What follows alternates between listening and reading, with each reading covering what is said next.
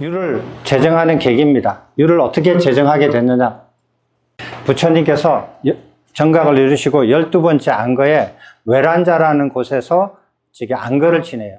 안거를 지내는데 그 시기에 그 지역에 뭐라 그러나 기근이 들어가지고 걸식을 할 수가 없어요.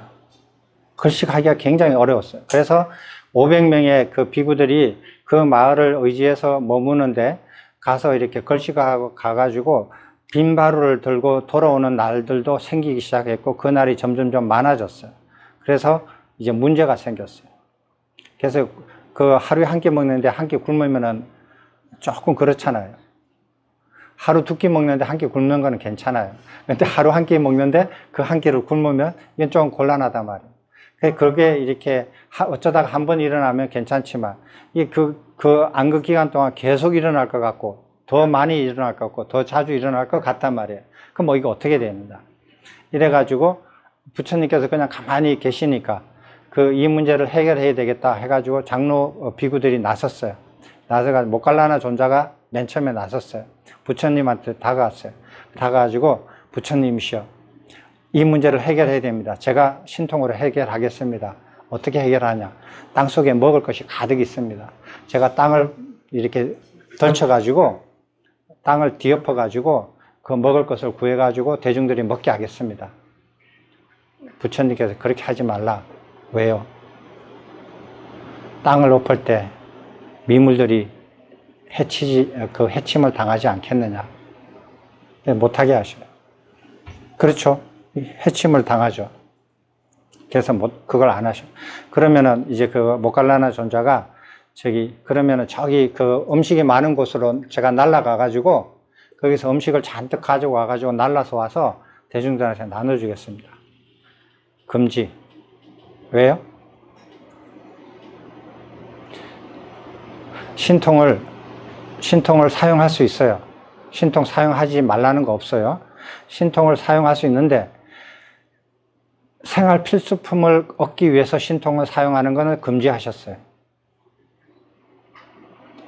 그래서 음식을 구하기 위해서 신통을 쓰는 것은 금지예요. 그래서 하지 말라. 그럼 세 번째로 그러면은 신통 안 쓰고 걸어서 북쪽에는 기근이 안 들었으니까 북쪽까지 가서 비구들이 여러 명 가가지고 거기 가서 음식을 얻어와가지고 걸어와서 신통 안 쓰고 걸어와가지고 여기 나머지 대중들한테 나눠서 주겠습니다. 금지. 왜?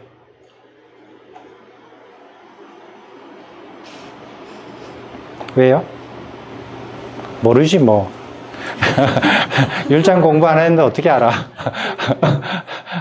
모르는데 제가 자꾸 물어보니까 저도 바보죠. 왜 하느냐? 안거 기간에 결계 바깥을 이유 없이 나가면 안 돼요. 합당한 이유여야 되는데 이거는 음식을 구하러 나가는 것은 합당한 이유가 되지 않아요. 그래서 그거 이렇게 하지 말라고 그러셔요. 자, 여기서 보면 비구들이 굶어 죽더라도 음식을 구하는 거 있잖아요. 음식을 구하는 거, 걸식 음식을 구하는 거. 이것은 누구의 몫이냐 하는 부분이에요. 비구의 몫이 아니에요. 이건 제가자의 몫이에요. 근데 그 동네에 제가자가 없었거든요. 제가자 없는 곳에 가신 거예요. 법을 전하려고. 그래서 그걸 견뎌내야 되는 거예요. 그래서 굶었어요. 그러니까 이제 아난다가 이제 그래도 부처님한테 공양을 이렇게 나가도 못 얻어오니까 그래도 이렇게 이제 어떻게 노력을 했죠. 그런데 그때 마침 이제 안거 기간이 우기잖아요. 그래서 북쪽에서 500마리의 말을 가지고 사료와 말 500마리를 가지고 남쪽으로 내려와서 그 말을 팔아가지고 돈을 받아서 다시 올라가는 그런 상인들이 있었어요.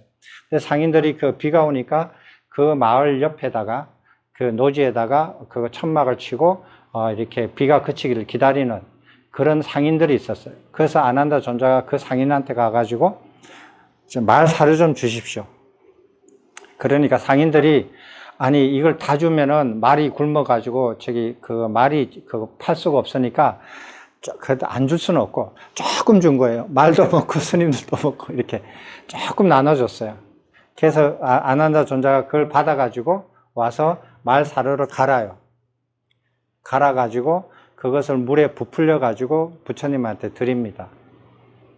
그거 부처님께서 그거를 드시면서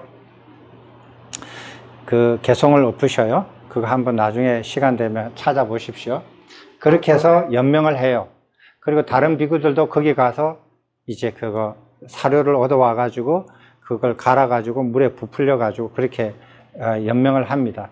그런데 그 광경을 보던 사리푸타 존자가 가만히 생각이 드는 거예요.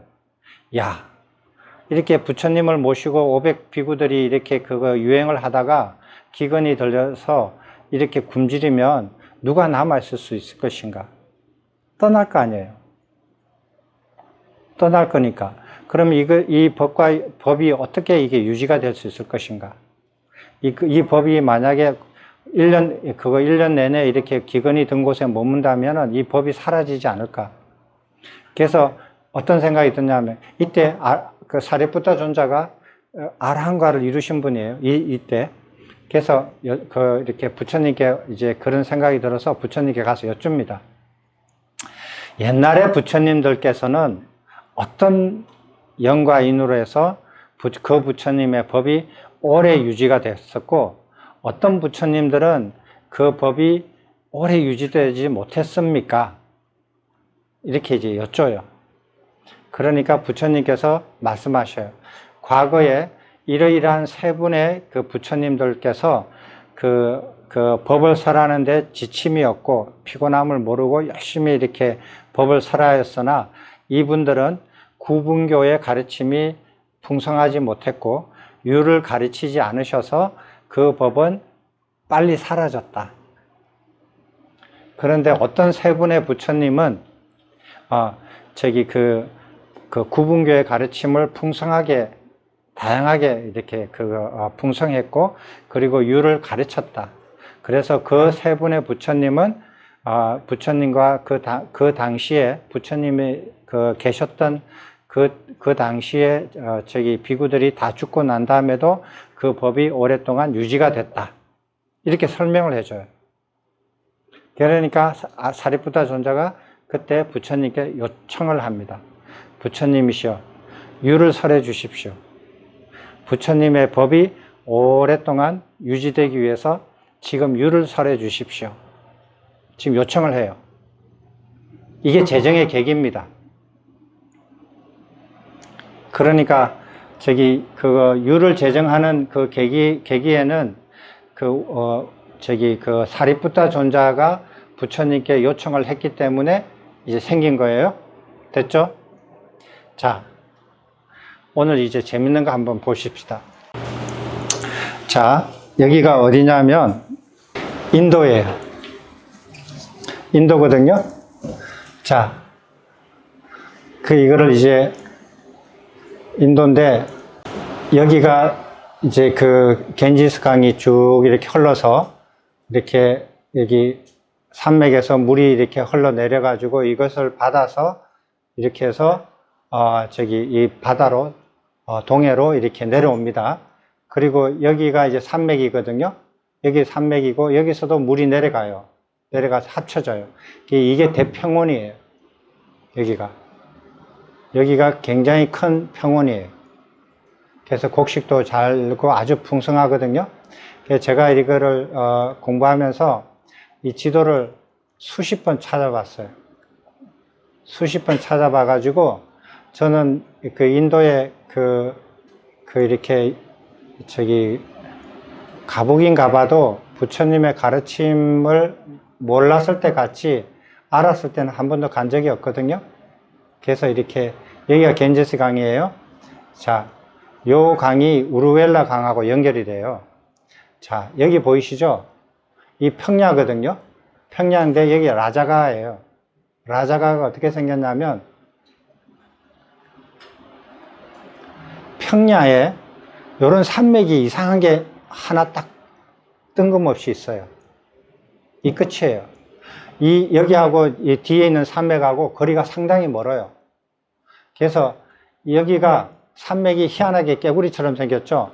이게 이렇게 그 산맥이 양쪽으로 갈라져서 여기에 요 산맥이 평원에 요 산맥 하나가 딱 생겨 있어요. 나머지는 다 평야예요. 근데 라자가가 어디냐면은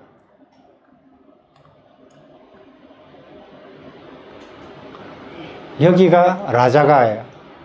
저기 그거 궁이 있는 곳이에요. 여기가 계산해 보면 한 몇십만 평이 되거든요. 그러니까 여기서 여기까지 딱 이렇게 그 담을 쌓고 이 안에서 이렇게 나라를 만들어서 여기서 사는 거예요. 적의 침략을 막기 위해서. 근데 여기가 옛날에 그 전에 옛날에 그 철광이 있는 곳이었대요.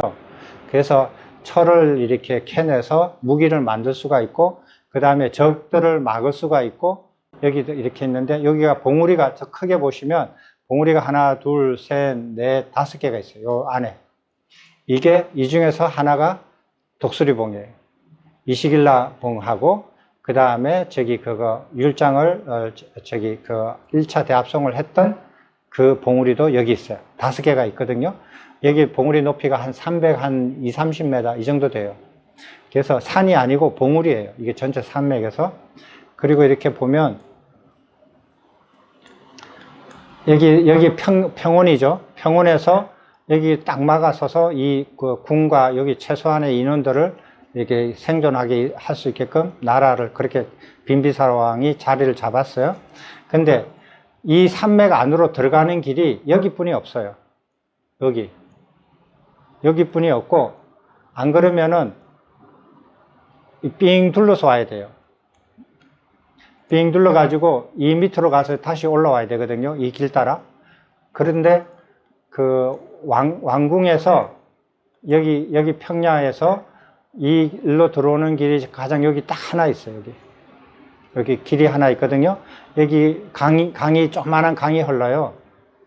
여기가 중림정사 자리예요. 원래는 여기가 그 왕의 모욕하는 정원이 있었어요. 모욕하는 정원이니까 왕궁에서 여기 와가지고 모욕을 하고 여기 왕궁으로 들어갔거든요. 여기는 이제 숲이 별로 없고 물이 별로 없잖아요. 귀하니까. 여기서 모욕하던 곳인데 부처님께서 오시자 그 왕의 정원을 중림정사로 보시를 하신 거예요. 그래서 여기 중림정사이거든요. 그래서 중림정사에서 요 안으로 들어가서 쭉쭉쭉 걸어가가지고 여기 독수리봉으로 올라가시면 돼요. 그래서 여기에 보면은 나중에 보면 여기에 빈비사라 왕이 감옥에 갇혔던 감옥도 이 근처에 있어요. 이 근처에 있고, 그 다음에 여기에 보면 호수가 있죠. 호수가 있어요. 여기도 호수가 여기 모욕하러 가끔 가시거든요. 여기도 호수가 있고, 그래서 여기서 중림정사, 그 다음에 여기가 라자가 그렇게 돼 있고, 빈비사 왕이 죽고 난 다음에 그 아들이 아자투사투 어느 스님이지? 아자투사투 스님 어디 앉아 계세요? 그분이 여기 아버지를 이렇게 죽이고 난 다음에 이 왕궁에 머물기가 조금 민망해가지고 이거를 버리고 이 앞에다가 왕궁을 새로 만들어요. 그렇게 이제 돼 있습니다. 그러면은 여기서 쭉 이 길을 따라 걸어가잖아요. 이 산맥을 따라 걸어가요. 쭉 걸어가죠. 계속 걸어가요. 계속 걸어가면은 뭐가 나오냐면 이까지 산맥이 계속 이어져 있죠. 계속 이어져 있죠. 이까지 이어져 있잖아요. 그 산맥을 왼쪽으로 두고 계속 내려가면은 이제 강을 맞이해요. 여기가 가야예요. 그래서 부처님께서 이 산맥을 따라 내려와서 이 강을 따라 가다가 여기가 가야거든요. 그 다음에 여기가 이제 붓다가예요. 여기서 정각을 이루신 곳이에요. 가야에서 조금 더 내려가셔서 정각을 이루신 거고, 여기가 저기 그 우르웰라 그 가사파 삼형제가 머물던 곳이에요. 이 상류가. 나중에 부처님께서 정각을 이루시고 일로 쳐들어가요. 그래서 1000명을 조복시켜요. 조복시켜가지고 얘들 이 1000명을 하고 함께 이 길을 다시 따라가가지고 일로 들어가죠. 일로 쭉 올라가서, 네, 일로 쭉 이 길 따라 쭉 올라가가지고 여기에 길이 있죠. 일로 쭉 올라가가지고, 예, 중림정사 이렇게 그 라자가까지 갑니다. 그럼 부처님께서 그러면은 처음에 부처님이 그거 카필라와투가 어디 있느냐면 이게 좀 더 장사하게 보면은 재미있는데, 그건 대충 이렇게 나중에 제가 찾았어요. 카필라와투가 어디 있는지 찾았는데, 그 카필라와투에서 출가하셔가지고 밑으로 내려오시다가 빠와를 지나고 그 구시나라쯤 해가지고 어디로 가느냐면 이쪽으로 가셔요. 이쪽으로 가셔서 여기에 이름이 있나? 이쪽으로 쭉 가가지고 또 한글도 있고 저기 그것도 있네. 여기에서 마틸탄가 거기 가가지고 고행을 하셔요. 고행을 맨 처음에 배워요. 고행을 배워가지고 다시 만족하지 않고 내려와서 외살리로 와요. 외살리에 와서 거기서 스승을 한 분 만나서 공부하다가 만족하지 못하고 라자가로 오셔요.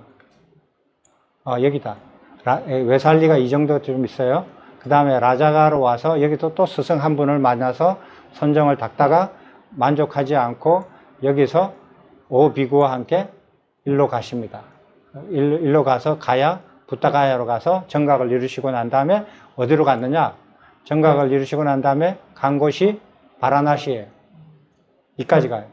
한 달 넘어 걸어가요. 여기서 이까지 쭉쭉 걸어가시거든요. 그래서 여기서 오비구를 만나가지고 바라나시에서 한 3km, 4km 위에 있어요. 그 녹야원이. 바라나시에서 가서 저기 그 오비구를 이렇게 이제 이렇게 가르치고 쉬고 난 다음에 비구들이 60명이 됐을 때 너희들 각자 둘이서 같이 가지 말고 각자 길을 가서 이 법을 전하라 하고, 부처님께서도 혼자 내려가셔서 어디로 가시냐면은 부다가야 위에 있는 그 우르웰라 강의 상류에 있는 가사파 삼형제로 갑니다. 그래가지고 여기서 다시 이제 라자가로 들어오거든요. 여기가 라자가예요. 라자가로 들어오셔가지고 중림정사를 기증을 받고, 그 다음에 그 다음 해에 카필라바투를 가십니다. 카필라바투를 가가지고 거기서 이제 그 출가를 시키죠. 아난다 존자도 출가하고, 아누르타 존자도 출가하고, 그거 라울라도 출가하고, 그렇게 해서 그 왕족들 여럿하고 젊은 이렇게 사람들이 출가해가지고 두 번째 해에 출가해가지고 내려와요. 다시 내려오거든요. 그때 이제 수다타 극고도곤을 만나요. 극고도곤이 여기 와서 부처님을 뵙고, 이제 거기 어디냐, 사와띠로 이렇게 가면서 사와띠에서 부처님이 오실 거라고 사방팔방 말을 하면서 올라가요. 거기서 중림정사를 짓기 시작해요. 기원정사. 기원정사.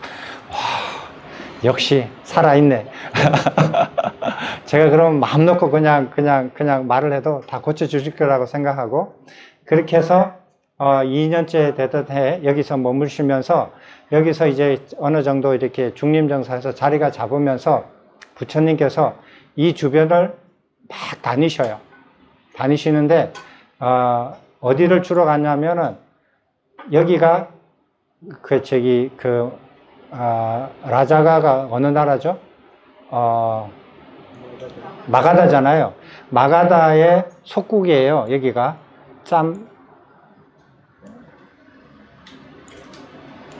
여기가 뭐가 있는데 이름이 뭐가 여기에 속국이 있는데 수도가 있어요. 수도가 있는데 거기서 부처님께서 자주 가셔서 이 근처에 브라만들을 많이 조복시켜요.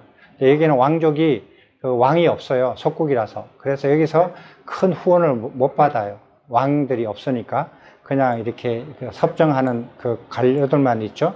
그리고 또 부처님께서 저기 여기 라자가가 여기입니다. 이쪽으로 가고 그 다음에 또 서쪽으로도 갑니다. 바라나시도 이제 속국이죠. 바라나시는 고살라한테 정복당해가지고 속국이었는데 고살라의 그 여동생이, 왕의 여동생이 라자가의 빈비사라 왕의 부인으로 결혼을 해요. 그래서 이 나라를 결혼 지참금으로 줘요. 그래서 결혼 지참금으로 가져가요. 그래서 여기가 마가다의 관할이 돼요. 관할이 돼가지고 부처님께서 여기서 바라나시에 자주 가셔서 이 지역을 또 많이 이렇게 왔다 갔다 하시면서 설법을 하셔요. 그리고 4년인가 5년째에 외살리에서 부처님께서 외살리에서 전염병이 들어가지고 부처님을 초청을 해요. 그래서 부처님께서 500명의 비구를 데리고 라자가에서 외살리로 갑니다. 외살리로 가셔가지고 머무는 몇 달 동안 전염병이 싹 사라져요. 그래서 거기에서 머무는 동안 이제 여기서 사람들한테도 이제 설법하기 시작하시는 거예요. 그래서 시아 대장군이 이렇게 불교로 귀의하시고 그런 사례가 있습니다. 그래서 이때 여기 외살리에서 머무는 동안 카필라바투에서 정갈이 와요. 아버지가 위독하시다고. 그래서 다시 이렇게 부랴부랴 올라가요. 올라가가지고 아버지의 장례를 치르는 과정에서 여기 카필라바투하고 이름이 뭐죠? 옆에 있는 나라?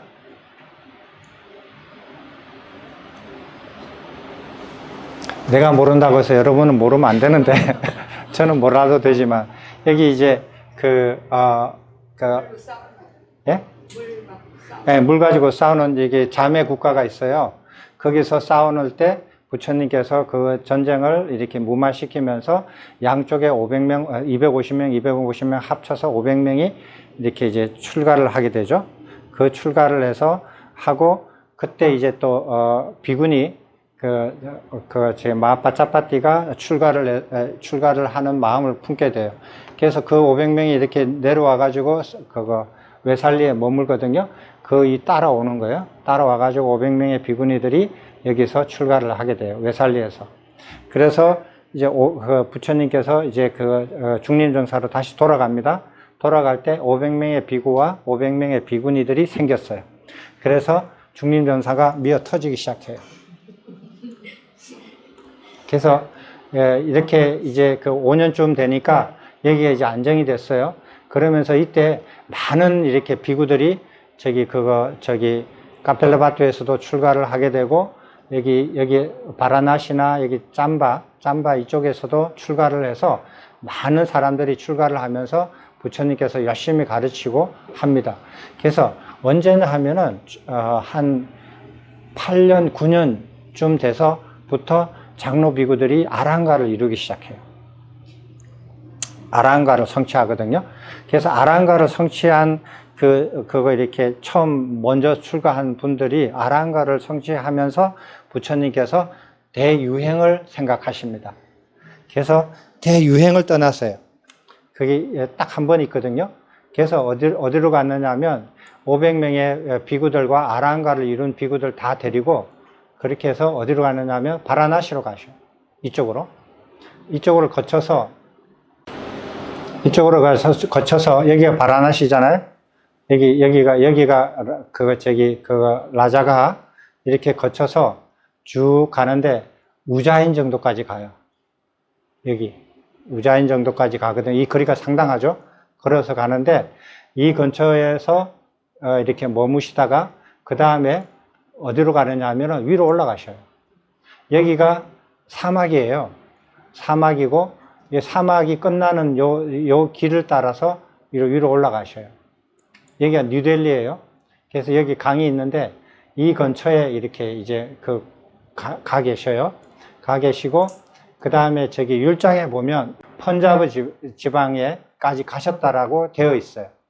근데 경장에는 어떤 흔적이 없어요. 흔적이 없고, 그래서 여기까지 오셔가지고 이 근처에 이렇게 머무시다가 이제 여기가 저기 가야네, 여기가 저기 이렇게 해서 저는 이제 여기까지 가서 이 지역을 되게 봤거든요. 그거 이렇게 상세하게 봤는데, 이렇게 경장에 보면 이 지역에 나와 있는 그거 설법한 내용들이 있어요. 그걸 쭉 다 보면은 그 추적할 수 있거든요. 일로 왔다가 처음에 저는 여기가 그러니까 이렇게 쭉 내려오셔서 이 지역에서 카필라바트로 아니면 사와띠로 가실 줄 알았어요. 이렇게 사와띠로 가실 줄 알았는데 이쪽으로 많이 돌아다니셨으니까. 근데 글로 안 가시고 어디로 오시느냐 하면, 인도는 이 밑은 쓸모가 없어요. 이게 고원이거든요. 이 밑으로는 쓸모가 없고, 여기서 약간 쓸모 있는 땅이 있고, 여기 약간 쓸모 있는 땅이 있고, 여기는 다 쓸모 없는 땅이에요. 사람들이 거의 안 살아요. 그래서 사람이 사는 곳은 요거예요. 여기가 알짜백이에요. 중원이에요. 그래서 부처님께서 어디로 내려오시느냐 하면, 여기에서 길을 따라 가지고 일로 안 가시고 이렇게 강에 따라서 이쪽으로 이 강에 따라 내려오는지 그 강을 따라서 와가지고 외살리로 가세요. 외살리가 가야 있고 외살리가 이쯤 있거든요. 그 위로 안 가시고 밑으로 내려오세요. 강 따라서 내려오는데 외란자가 여기쯤 있어요. 이 지역이에요. 아까 전에 봤지만 뉴델리 이 지역이에요. 외란자가. 여기서 12번째를 해요. 그러니까 대유행을 가실 때 제가 보기에는 한 3년 이상 되는 것 같아요. 근데 앙거를 머무는 곳에는 기록이 남아 있는데 정확하게 이렇게 몇 년인가는 모르지만은 최소한 3년 정도는 되지 않을까. 그럼 여기가 12년째잖아요. 12년째니까 11, 12 최소한 10년째쯤 되면은 아랑가를 성취하는 분들이 많이 생기기 시작해요. 그래서 이제 가는데 여기서 이렇게 내려와요. 무역로를 따라서 강을 따라서 외살리로 가셔요. 제가 경장을 볼 때는 왜 외살리로 가셨을까 몰랐어요. 몰랐는데 율장을 보니까 이해가 되는 거예요. 그래서 부처님께서 외살리로 가서 이렇게 율을 제정하시는데, 외살리에 어떤 비구가 있었냐면은 수딘나라는 비구가 있었어요. 그 외살리에서 조금 떨어져 있는 마을에서 아주 부잣집 아들이에요. 아들인데 8년 전에, 그러니까 외살리에서 부처님께서 아버님이 돌아가시기 직전에 외살리에 머물렀었잖아요.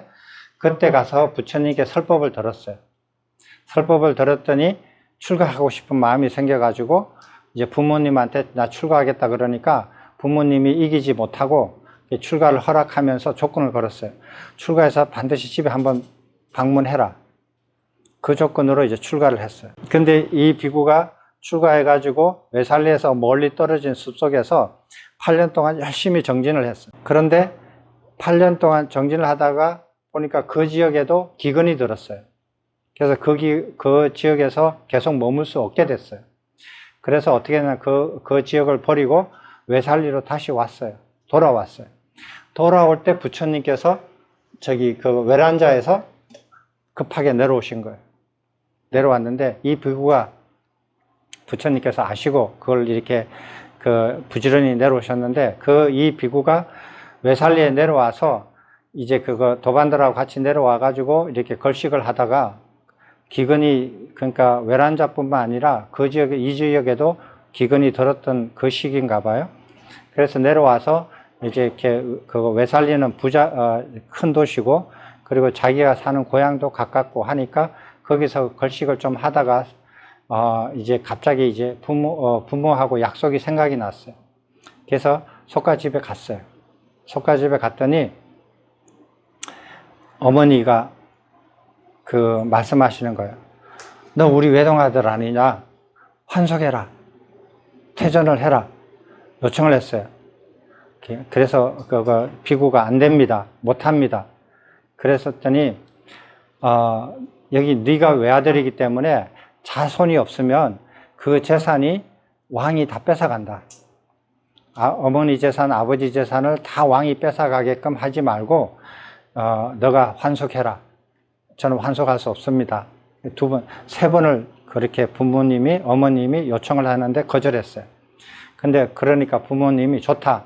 그러면은 이 재산을 유지할 수 있도록, 왕이 뺏어가지 못하도록 유지할 수 있도록 자식을 하나 놓아주고 네가 하고 싶은 대로 해라. 그랬어요. 그랬더니 그 비구가 그건 해줄 수 있습니다. 라고 했어요. 그래서 그러면은 저기 숲속에 거기 머무는 동안에 이제 거기 이렇게 걸식하면서 머무는 동안에 며느리한테 갔어요. 며느리한테 가서 이제 저기 아기를 가질 수 있는 기간이 언제냐, 이렇게 언제입니다. 그때까지 기다려요. 그래가지고 그 날짜가 돼가지고 며느리를 손을 잡고 서방한테로 가는 거예요. 숲속으로 가가지고 이렇게 넘겨줘요. 그랬더니 비구가 이제 출가 전에 이제 부인을 손을 잡고 숲속으로 들어가요. 근데 율장에 나와 있어요. 그래가지고 아들을 낳았어요. 아들을 낳았는데 그 아들 이름이 비작가예요. 그래서 나중에는 그 부인하고 아들이 출가해가지고 두 분 다 아랑가를 이루세요. 그래서 이제 그 비구가 8년 동안 정진을 열심히 잘하고 사람이 그냥 잘 이렇게 지내오다가 사고 난 다음부터 얼굴이 푸석푸석해지고 막 이렇게 밥맛도 없고 막 이렇게 사람이 초췌하게 변해버리는 거예요. 그래가지고 도반들이 물어봤어. 너 왜 그러느냐? 그러니까 사실대로 얘기했어. 그랬더니 도반들이 야단을 치고 부처님한테 가서 말씀을 드렸어요. 그래가지고 생긴 게 최초의 율입니다. 성행일 하지 말라. 됐어요? 이게 최초의 율이에요. 그래서 12번째 안거 끝나고 난 다음에 부처님께서 외란자에서 외살리로 그 먼 길을 이렇게 이렇게 급하게 가신 이유예요. 무역로가 지금으로 말하면은 저기 고속도로죠. 그걸로 쭉 가가지고 이렇게 외살리에 도착해서 이 비구를 야단치시고 최초의 율을 만든 계기가 돼요. 그게 율에 만든 계기입니다. 그러면서 부처님께서 율을 처음 제정하시면서 뭐를 말씀하시냐면 율을 제정하는 10가지 이유가 있다. 이 이유로서 율을 제정한다. 이유 없이 말하지 않아요. 말씀하시지 않아요. 성가의 수승함을 지키고 성가가 안락함을 유지할 수 있도록, 그 다음에 악한 비구, 율을 어기는 비구를 다스리고 율을 잘 지키는 비구를 편안하게 머물 수 있도록, 그래서 율을 지킨다. 그러니까 지금 일어나는 번뇌들을 제어하고, 누구한테? 비구들한테. 미래에 일어날 번뇌도 물리치게 한다. 그래서 율을 제정한다. 청정한 믿음을 일으킬 수 있도록 율을 제정한다. 그리고 청정한 믿음이 더욱 굳건해지도록 율을 제정한다. 그 다음에 열애의 정법이 오래 지속할 수 있도록 율을 제정한다. 그러면은 이게 열애의 정법이 오래 유지하지 않으려면 율을 안 제정하는 거예요. 율을 제정하면은 정법이 오래 유지가 된다. 정법을 오래 유지하기 위해서 법을 열심히 퍼뜨리는 게 아니에요. 율을 제정해서 지키는 것이 정법을 오래 지속시키는 거예요. 그 다음에 열애의 율을 호지하도록 한다. 이 10가지의 이유로서 율을 제정하신다 라고 설명을 하시면서 이 율을 제정을 해요. 그 다음에 율을 제정하는 바른 시기가 있어요. 바른 시기가 있는데 아무 데나 하지 않는다. 사리푸타 존자가 요청했다고 해서 율을 제정하지 않는다는 거예요. 그러면 어떻게 되나? 사리푸타 존자가 요청을 해서 율을 제정했다. 그러면은 적절한 시기가 아닌 때에 설하는 게 돼요. 그러면은 자기가 하고 싶은 말을 하고 싶을 때 하는 사람이 되어버리는 거예요. 여러분들 주변에 큰 스님들 그런 분들 많거든요. 가끔 보시죠. 하고 싶은 말을 하고 싶은 때에 막 해요. 그게 적절한 때인지 아닌지도 모르고, 그것은 따를 만한 사람이 아니라는 거예요. 그래서 부처님께서 율을 제정하는 바른 시기가 5가지가 있다. 그 시기에 율을 제정해야 된다. 첫 번째 제정하는 바른 시기가 뭐냐면, 승가 안에서 번뇌를 일으키는 조건들이 나타난다. 승가가 여기 있는데, 승가 안에서 어떤 조건들이 일어나요. 근데 그 조건이 일어나가지고 비구니들이 번뇌를 일으켜요. 범행을 닦아가는 게 아니고, 공부를 하는 게 아니고, 그걸 장애를 일으켜서 번뇌를 일으키는 조건들이 생긴다. 그 다음에 두 번째, 승가가 어떤 세월의 연륜에 도달할 때 문제가 생긴다. 이때는 승가가 12년 됐죠. 12년 됐거든요. 12년 됐는데, 승가가 한번 보세요. 여기 자비선사에 승가가 있어요. 승가가 있는데, 처음에 와서 3년, 5년 이때 될 때는 승가가 이렇게 형성이 돼서 연륜이 오래 안 됐어요. 문제가 안 생겨요. 근데 30년, 50년이 됐어요. 그 문제가 생겨요. 그 승가에 따라서 연륜이 정해지거든요.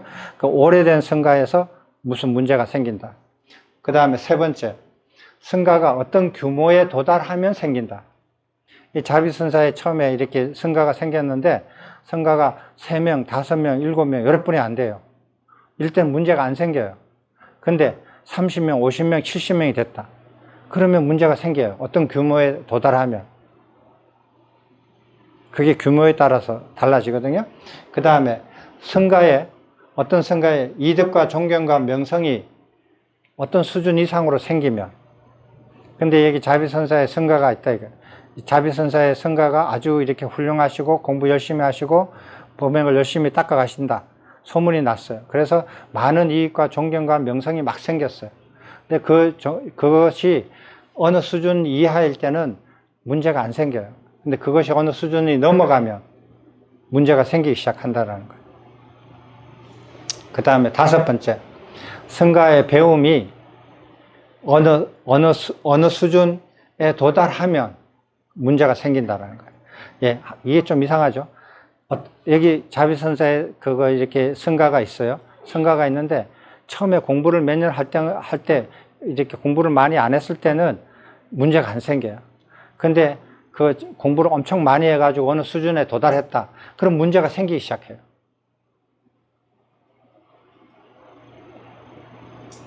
어떤 문제가 생기죠? 견해가 생겨서 법을 주장하는 거죠. 예? 각자의 견해가 생겨서 법을 옳다라고 주장해서. 야, 니만 선생이냐? 나도 선생이다. 이래 나오는 거예요. 이런 사람이 반드시 나와요. 니만 잘났냐? 나도 잘났다. 이렇게 나온다고요. 많이 가르쳐주고, 많이 배운 사람들 중에서 꼭 그런 사람이 나와요. 그죠? 신도들도 그러는데요. 스님들도 그런 분이 가끔 있을 거예요. 그렇게 해서 배움이 어느 수준 이상이 되면 꼭 그런 사람이 나와요. 그래서 더 이상 못 가르쳐요. 그 사람은. 그래서 어떻게 하냐면, 가르쳐 주는 것을 다 안 가르쳐 줘요. 조금씩만 가르쳐 주거든요. 예? 그런 사람이 나오면, 너 이거 알아? 모르잖아. 이래가지고, 이렇게 사람 많은 데서 이렇게 드러낼 수도 있죠. 그렇게 할 수도 있지만, 부처님 가르침을 이렇게 배우고 서로 할 때는 숨김없이 다 가르친단 말이에요. 그럴 때 어느 수준으로 이렇게 이상이 돼서 꼭 그런 사람이 나타나요. 그런 사람은 공부하려고 하는 목적이 달라서 그래요. 공부하는 목적이 다르면은 꼭 그런 사람이 나타나거든요. 그래서 이런 5가지 시기에 율을 제정한다. 그러면 지금 부처님께서 율을 제정한 시기는 1번부터 5번 중에서 어떤 거에 해당이 돼요?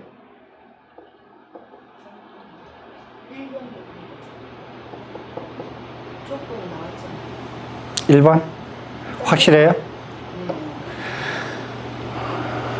예, 저도 동의해요. 승가 안에서 그런 조건이 나왔어요. 어떤 조건이냐? 기근이 들어서